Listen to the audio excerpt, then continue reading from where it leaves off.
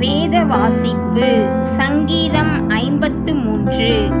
மகளாத் என்னும் வாத்தியத்தில் வாசிக்கப்படும்படி தாவீதினால் பாடப்பட்டு ராகத் தலைவனுக்கு ஒப்புவிக்கப்பட்ட மஸ்கீல் என்னும் சங்கீதம் 1 முதல் 6 வரை.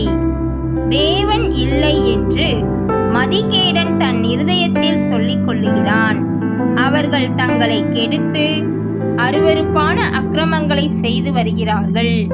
நன்மை செய்கிறவன் ஒருவனும் இல்லை. தேவனை தேடுகிற உணர்வுள்ளவன் உண்டோ என்று பார்க்க தேவன் பரலோகத்திலிருந்து மனுபுத்திரரை கண்ணோக்கினார்.